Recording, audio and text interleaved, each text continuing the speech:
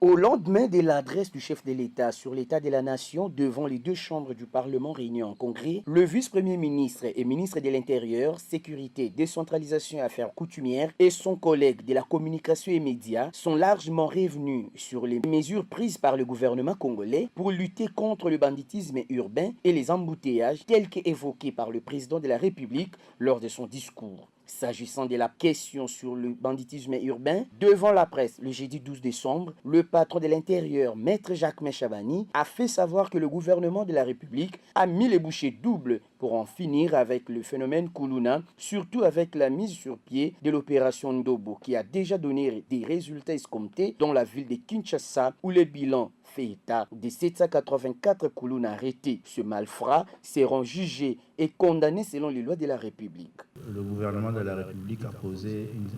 un certain nombre d'actes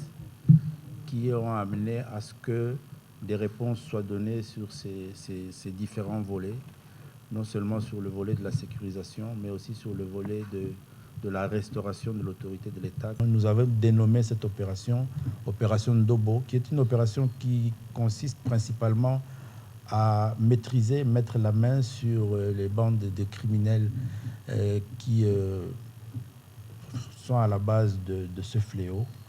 les maîtriser, les neutraliser et les mettre à la disposition de la police. Dans ce briefing presse, initiative du porte-parole du gouvernement Patrick Mouyaya, le message du chef de l'État a été décrypté secteur par secteur par ses membres du gouvernement. Sur la question de la Constitution, c'était les derniers points qu'il a abordés. Il a appelé à une réflexion de réforme constitutionnelle qui nous permet d'avoir un État plus efficace pour mieux répondre aux préoccupations de notre peuple. Un autre fléau qui menace le quotidien des Kinois, ce sont les embouteillages. Sur ce point, le VPM Jacques Chabani a laissé entendre que les conclusions des réunions d'évaluation des mesures arrêtées seront soumises au Conseil des ministres pour envisager d'autres options quant à ce.